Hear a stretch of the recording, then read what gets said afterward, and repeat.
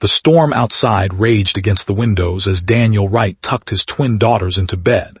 At only 6 years old, Lily and Grace had already been through so much more than most children their age. Their mother had passed away 3 years ago, leaving Daniel to balance fatherhood, a demanding construction job, and the never-ending weight of grief. Every night, he promised them he'd make things better. Every morning, he wondered how much longer he could keep that promise. Money was tight, work hours were long, and the twins deserved stability he simply couldn't give on his own. That's why tonight, for the first time, he'd done something he rarely trusted himself to do. He hired a babysitter. But not just any babysitter. When she arrived at his doorstep, drenched from the rain, Daniel thought he'd made a mistake. She didn't look like someone who'd ever watched kids before. Her coat was designer, her boots looked far too expensive to wade through puddles, and her dark hair, tied into a neat bun, glistened as if she had just stepped out of a corporate office rather than into his crumbling apartment complex. "Hi," she said softly, forcing a smile that looked as though it carried secrets. "I'm Emma. You said you needed help with the girls." Daniel narrowed his eyes. "You don't look like the babysitting type." Emma bit her lip. "I get that a lot, but I promise I'm great with kids." He hesitated. He couldn't afford a nanny from an agency, and Emma had been recommended by a friend's cousin, someone he barely trusted.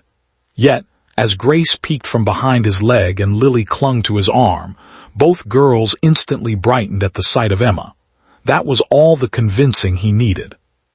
"Fine," he muttered, "but if they so much as shed a tear, that's it, one chance." Emma knelt to the girl's height, her serious face melting into warmth. "Hey, you must be Lily and Grace. I brought a game. Want to play while your dad's at work?" The twins exchanged excited glances, and before Daniel knew it, they were tugging Emma inside, dragging her toward the worn-out couch. For the first time in years, he felt a flicker of relief as he shut the door and headed out for his night shift. What Daniel didn't know was that Emma wasn't just any babysitter. She was the daughter of Charles Hamilton, the CEO of the largest construction firm in the city, the same firm that had once crushed Daniel's small contracting business, leaving him bankrupt and scraping by with day jobs. Emma wasn't there for money. She had her own reasons, secrets buried beneath her polished appearance. The girls adored her instantly. She cooked them pancakes shaped like hearts, braided their hair, and made bedtime feel like an adventure rather than a routine. With Emma, laughter filled the apartment again, laughter Daniel hadn't heard since his wife's passing. But with each passing day, Daniel grew suspicious. Who was this woman who seemed so educated, so refined, and yet chose to spend her nights in his broken-down apartment watching two little girls for barely any pay? One night after a particularly grueling day at work, Daniel returned to find Emma asleep on the couch, Grace curled against her chest and Lily tucked under her arm. For a moment, he just stood there, frozen, overwhelmed by the image. His daughters hadn't looked so safe in years. "Why are you really here?" he asked when Emma stirred awake. Emma's eyes flickered with something unspoken. "Because they remind me of what really matters." That wasn't the whole truth, but it was all she offered. As weeks turned into months, Emma became part of their lives. The twins begged for her every morning, and even Daniel, though cautious, found himself softening.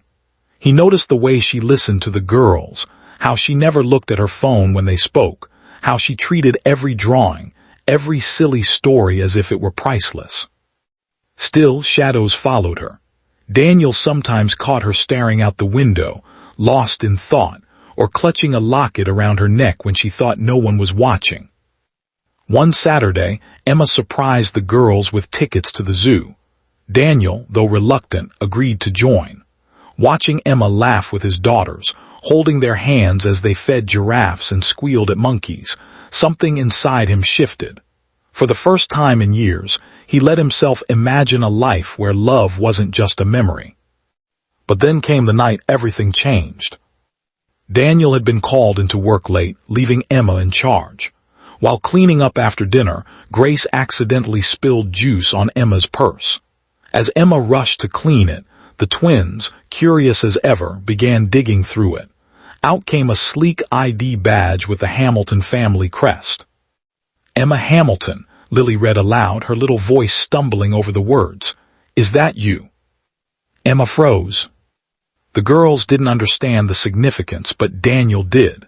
When he returned home and saw the badge on the table, his blood boiled. "You lied to me," he snapped, holding the badge up. "Hamilton, as in Charles Hamilton, the man who destroyed my business, who ruined everything I built for my family, you're his daughter." Emma's eyes welled up. "Daniel, please." "Get out," he cut her off, his voice shaking with rage. "I don't care who you are or what you've been doing here. You don't get to play house with my daughters while your family sits on their empire built from people like me." Emma's lips trembled. She looked at the girls, their confused faces tearing her apart, but she respected his anger. With tears streaming, she grabbed her coat and walked out into the night. The days that followed were unbearable. The twins cried for Emma, begging their father to bring her back. Daniel tried to explain, tried to paint her as the enemy, but deep down he knew the truth. The girls didn't care about her last name. They cared about her heart. And so did he. One evening, after another meltdown from the twins, Daniel sat alone in the kitchen, staring at the crayon drawings Emma had taped to the fridge. Pictures of her with the girls, hand in hand, smiling like a real family. He realized then that maybe he had been wrong. Maybe Emma wasn't her father's sins. Swallowing his pride, he found himself driving across the city, to the tallest building that bore the Hamilton name. He didn't care about the security guards who eyed his muddy boots and worn jacket. He demanded to see Emma. When she finally appeared in the lobby, she looked different, her hair down, a sharp blazer hugging her frame, and a strength in her eyes that spoke of a world he didn't belong to. Yet when she saw him, her expression softened instantly. "I shouldn't have lied," she admitted before he could speak. I needed to know what life was like away from all this, away from being Charles Hamilton's daughter, and when I met Lily and Grace, I didn't want to leave." Daniel's voice cracked. "Why us?" "Because you're real," she whispered. "You love them with everything you have, even when you have nothing left. I never knew love could look like that, and I wanted to be a part of it." Silence stretched between them, heavy with all the words left unsaid. Then Daniel, for the first time in years, let down the wall around his heart. "My girls need you," he said quietly, "and if I'm being honest, I think I do too." From that moment, things weren't easy. Daniel struggled to trust again. Emma struggled to balance her identity with the life she wanted. Charles Hamilton, upon discovering where his daughter had been spending her nights, disapproved fiercely. But Emma stood firm. She wasn't just a CEO's daughter, she was Emma, a woman who had found a family in the most unexpected place. Months later, at a small park filled with laughter, Daniel watched as Emma pushed Lily and Grace on the swings. Their giggles echoed through the air, brighter than the sun. For the first time since his wife's passing, Daniel felt hope. He realized that love wasn't about grand gestures or perfect timing. It was about showing up, again and again, through the storms and the struggles. And sometimes, love came disguised, not as the person you expected, but as the person you needed most. Emma wasn't just the CEO's daughter.